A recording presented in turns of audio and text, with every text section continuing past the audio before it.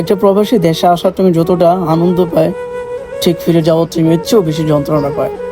কিন্তু এই বুক ভরা কষ্ট কাউকে বোঝানো যায় না।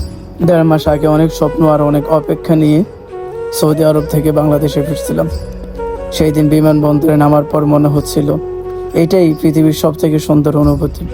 প্রিয় মানুষগুলো, নিজের বাড়ি, নিজের মাটি, সবকিছু যেন নতুন করে ফিরে পেয়েছিলাম। কিন্তু দেখতে দেখতে 1.5 মাস কেটে গেল। আজ আবার সেই স্বপ্নের বাংলাদেশ ছেড়ে চলে যাচ্ছি সৌদি আরবে। প্রবাসীরা যখন দেশে আসে তখন তাদের মুখে হাসি থাকে, মনে থাকে হাজারো আনন্দ।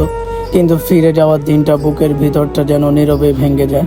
যখন বিদায়ের মুহূর্ত, বাবা মায়ের মুখের দিকে তাকাই, তখন নিজেকে শক্ত রাখার অনেক চেষ্টা করি। ভাবি আমি কাঁদবো না, কিন্তু মায়ের চোখের পানি, বাবার নীরব মুখটা দেখার পর নিজেকে আর ধরে রাখা যায় না। অটোমেটিকলি চোখে পানি চলে আসে। সেই মুহূর্তের যন্ত্রণা ভাষায় প্রকাশ করা যায় না। এটা শুধু একজন প্রবাসী বুঝতে পারে। সৌদি আরব এয়ারপোর্ট থেকে রুমে ফিরে যাচ্ছি।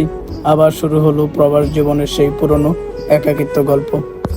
কালকে আসছি বাংলাদেশ থেকে, বুঝছেন? আমি তো রান্না বান্না করি নাই, আমার লগে হ্যাঁ আছে তো বায়াস কাপড় আমার লগে খান।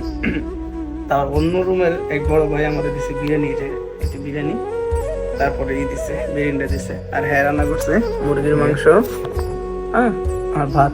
হ্যাঁ নাও না, ভাত নাও, তরকারি নাও।